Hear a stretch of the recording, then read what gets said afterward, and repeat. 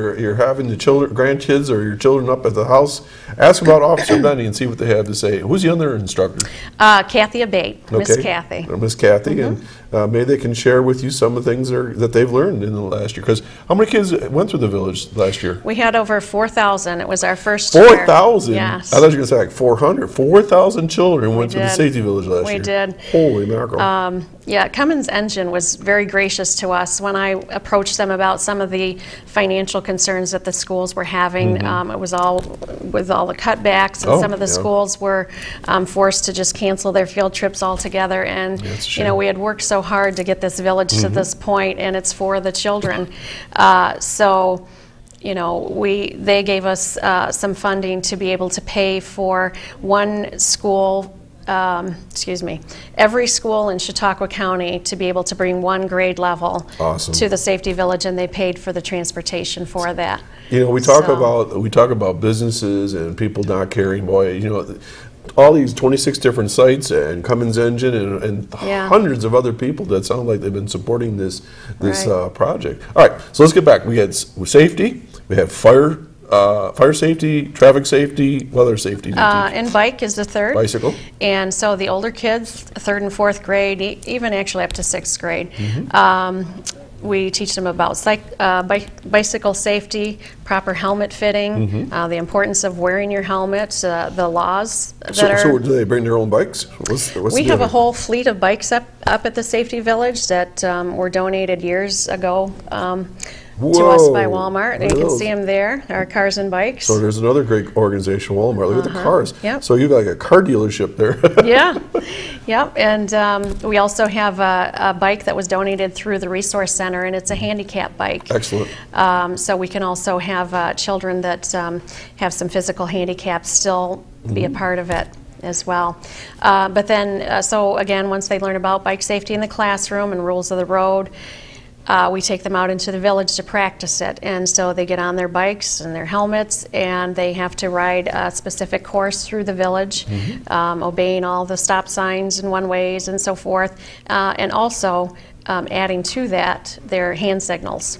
Now it looks like you've got the streets look like real streets. They got the lines and all that? The lines and the curbing and everything. So it's a real deal. Just mimics, yes. So what scale is it, like half scale, would you say, or a third, or? Golly, I would say probably half scale. Half scale. Okay, that looks about right.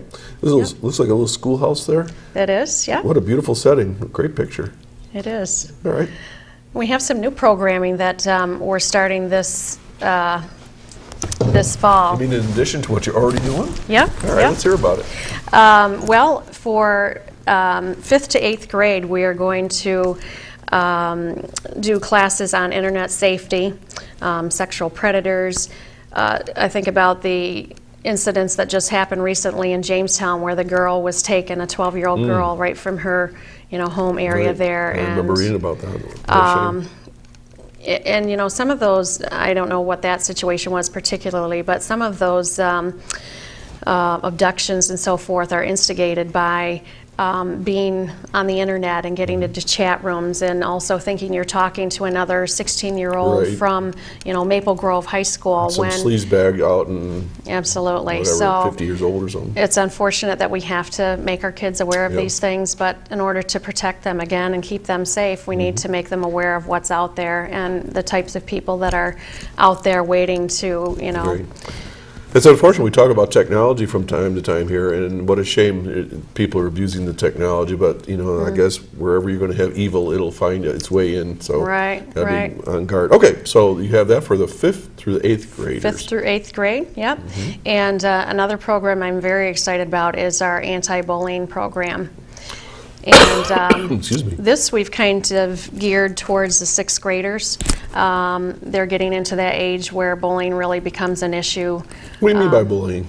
I mean, we all talk about bullying. You're bullying me. I mean, what is it? Well, basically it's a way that we treat each other. Kids will find more vulnerable kids to pick on, and there's different means of doing it now with all of our technology. It's through texting. It's through emails, Facebook. Sort of like the Eddie Haskells of the world when we watched Leave It to Beaver. If you all remember that show, he was sort of like, in one way he was always nice to Mrs. Cleaver, and then he poke or give the Beaver a lot of problems. He's sort of the bully. Right, right. So, it's basically how we're treating one another. And there, in fact, was just something on Channel 2 yesterday about new legislation that's coming about for the schools and reporting that they're going to have to do related to these bullying situations and so forth. So it's all good timing for us because we want to get into the schools and be able to teach the kids about this. So and, what are you going to do that's any different than well, Channel 2 News? Yeah, our program is very unique. Being that the Children's Village is hands-on and it's learning through doing and so forth, the program that we're teaching is called Through the Horse's Eyes. And we actually bring horses into a school setting. Time out. A real live horse? A real live horse. How big is this horse? Well, we have them from minis, so about the size probably of your dog, up to grown horses. Okay, well. So it depends on the setting. You got to tell them more, because you piqued my interest. I'm sure everybody else is going, how are you going to bring a horse to school? It's like bring your dad to school, but you don't bring your horse to school. Yeah, no, they put shoes on the horses and they electrical tape the little tiny horses' feet, and so so they actually bring them into a round pen, whether it be in the parking lot or in the gymnasium, wherever that setting is. And the program is amazing. When you see a reflection of how an animal that cannot verbally tell you or communicate with you, when you see the reaction of how you treat them, the response that you get, it's amazing. It's very eye-opening, and it really causes people, whether it be children or adults, to really think about their lives. And they talk a lot about the emotional code, and we all have one. And it's based on things that have happened to us in our lifetime that cause us to become the person that we are. Whether the kids have been abused, neglected, whatever, they kind of carry that with them, and that's how they that becomes part of their personality. Okay, and bullying, people say, "Oh, get over it," the kid will walk away or whatever. And I think that we forget that bullies often are bullied themselves, and that bullying leaves lifetime scarring. Yes. And this is an area of research that in my own past life as a school superintendent and educator that we disregard. We don't realize how devastating this condition can be for someone, and it affects their lives right into adulthood and forever. I mean, these are the folks that walk around and just don't think much of themselves, and sometimes even end up doing some pretty self-abusive kinds of things. So This is something for us all to put some of our attention on. Right. All right, so you have this bullying program called Through the Horse's Eyes. Through the Horse's Eyes is the name of the program. So the schools will contact you and bring this program in. Right. Okay. And it can either be in a setting where we have them come to our facility, or a lot of times, and keeping in mind the budget issues, we can easily travel to the school. Well, that's wonderful. We're also trying to talk with superintendents and principals about how we can take an area, maybe let's say Chautauqua Lake Schools would host the assembly and then bus in students from the local schools. So the cost is shared amongst that area. Well, let's talk about cost for a minute. What does it cost for a child to go to the Safety Village? Is it free, or is there a cost? There's a cost of $4 for each child that comes to the Safety Village, and there's no adult fees. So the adults are just come in as free. guides and guardians. So for less than the cost of going to the movies, probably a third by the time you get popcorn and everything else in there. This is a great program. So for those of you that are involved with the auxiliaries, the parent groups and that, this is a great idea to do some fundraising, I would think. Right. To be supportive. Okay, so we talked about that program. What else you got? You said there was a couple other things coming up this year? Yeah, we have some great events coming up. The first one is happening in a couple of weeks. It's on September 24th. Okay. And it's from 10 to 4. It's held right at the Safety Village.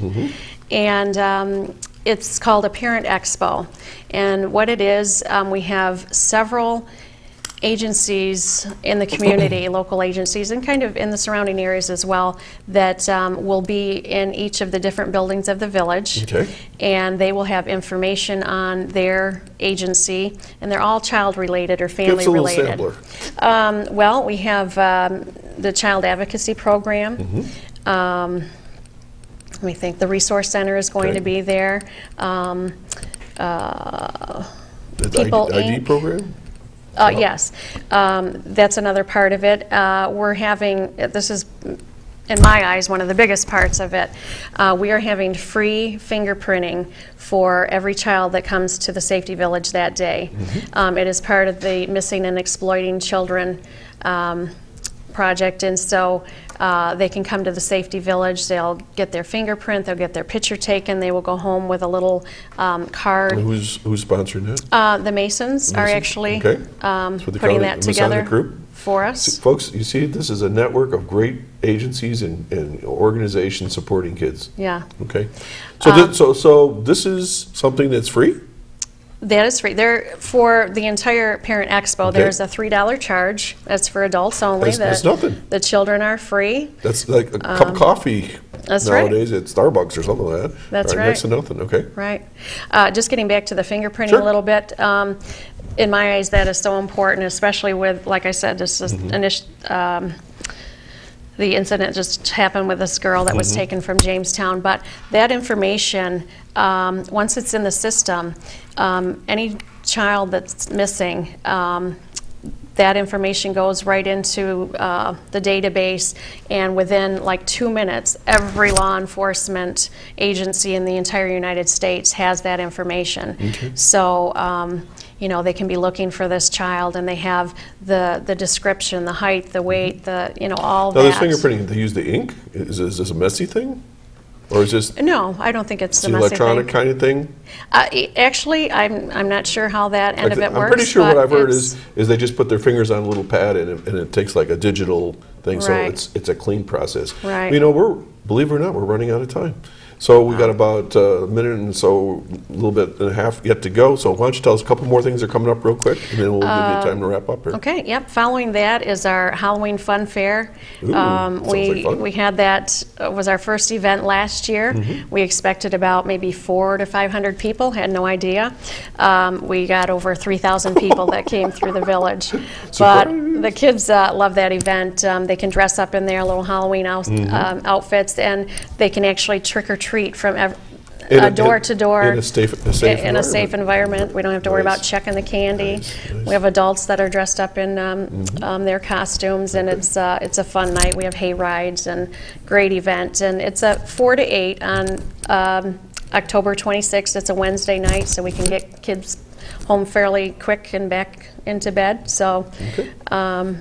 And then in November, the 1st of November, first weekend, the 5th and 6th, we will have a huge craft show at the village where each of the little buildings will have vendors in them and different craft items that they can purchase. Okay. Wow, you guys are busy. Folks, we're run out of time. For those that we're going to call in, try us again next week. Folks, this is Terry Kindberg, the Executive Director of the Chautauqua Children's Safety Education Village. If you're of any interest in that organization, drop by, give her a call. Are you in the phone book? I believe we are in the phone book. All right. If not, just give them the phone number real quick. Yep. Easiest number to reach us at is 499-8138. Okay. And our office number is 338-0171. Okay.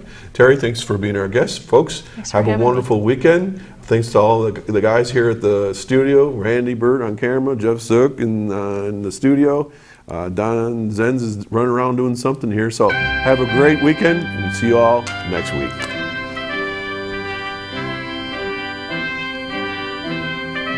Told you it was fast.